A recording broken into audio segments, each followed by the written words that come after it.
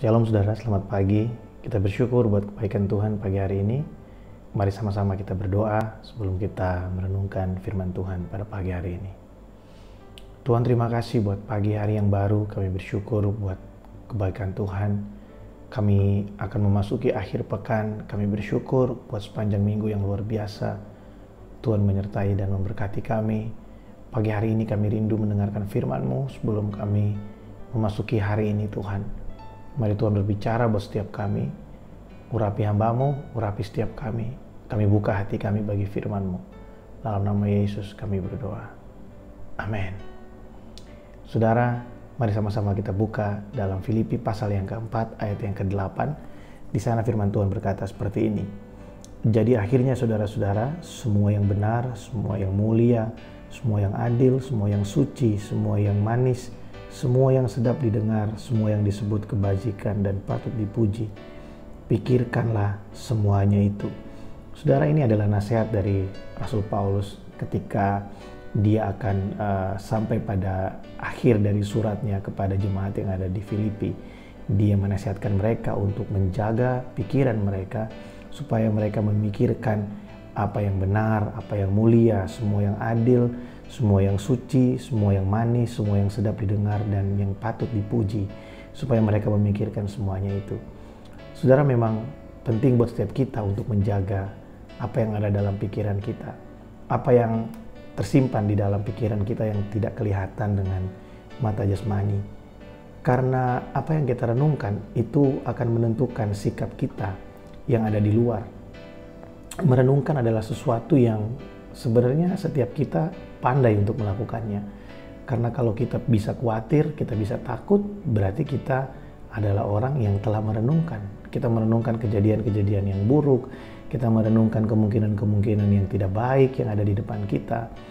Tapi persoalannya adalah bahan perenungan kita harusnya diganti.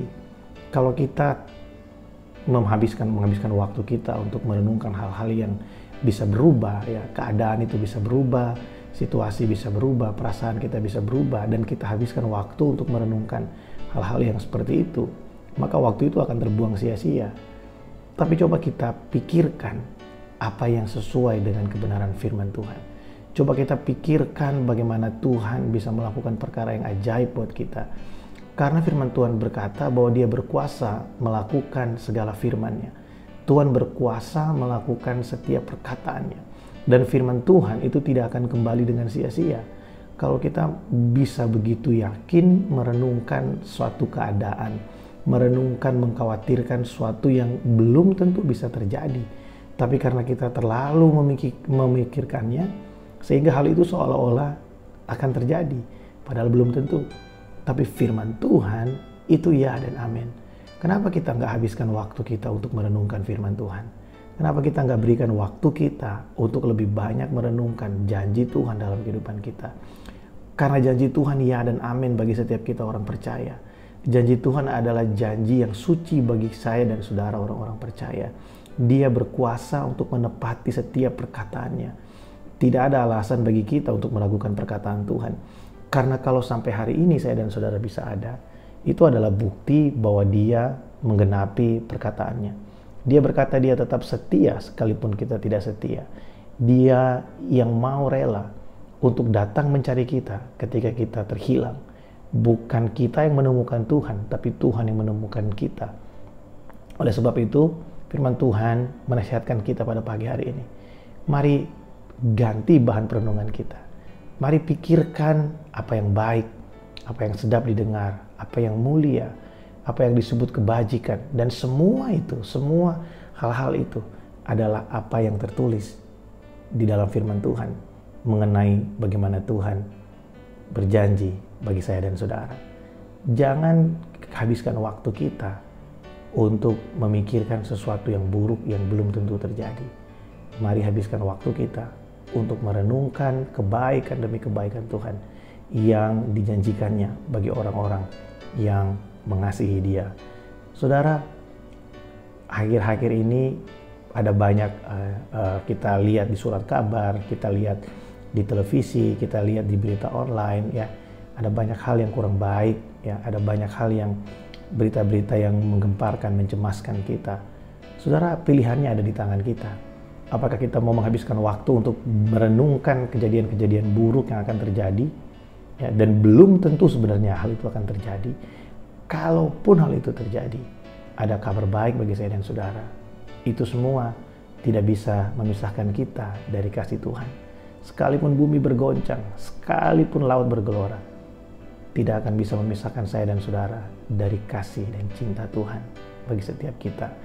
Oleh sebab itu saudara, di tengah-tengah situasi yang mungkin tidak baik hari ini, mari terus berpengharapan, mari terus punya satu kepercayaan bahwa Tuhan sanggup menolong kita.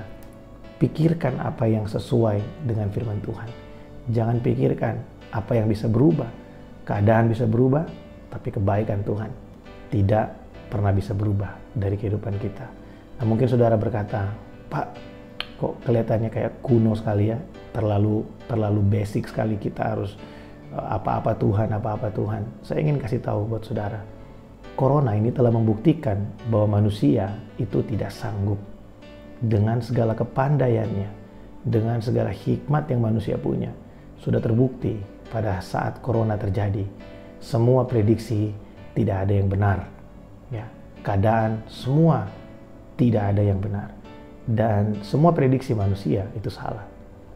Waktu Corona mulai pada bulan Maret, banyak yang bilang ini hanya akan berlangsung 3 bulan, 4 bulan, 5 bulan. Ya, tapi kenyataannya sampai hari ini masih terus terjadi peningkatan. Ya, bahkan sudah merambat ke daerah ekonomi. Tapi saya mau kasih tahu saudara, kalau kita habiskan waktu kita untuk memikirkan efek dari semua ini, kita memikirkan kerugian yang akan terjadi, yang kemungkinan akan terjadi, ya, maka kita akan jadi orang yang diliputi oleh kekhawatiran dan ketakutan. Tapi coba kita ganti perenungan kita. Coba kita renungkan bagaimana Tuhan bisa menyediakan mata air di tengah padang gurun buat bangsa Israel. Coba kita renungkan bagaimana Tuhan bisa menyediakan makanan, daging dan roti dari surga buat bangsa Israel di tengah padang gurun. Coba kita renungkan bagaimana Tuhan bisa menolong Daniel, Sadrak, Mesak, dan Abednego ketika mereka ada di pembuangan. Coba kita renungkan bagaimana Simpson yang pada saat itu telah jatuh ke dalam dosa. Tapi ketika hatinya berbalik kepada Allah, Tuhan bisa pakai dia untuk dia bisa mengalahkan musuh-musuh Israel pada saat itu. Bukankah itu luar biasa, saudara? Dan itu adalah firman Tuhan yang tidak akan pernah berubah. Tuhan yang kita sembah, dia setia, dia adil, dia berkuasa. Kemarin, hari ini, bahkan sampai selama-lamanya, Tuhan tetap sama. Kuasanya tidak berubah bagi saya dan saudara. Mari kita berdoa.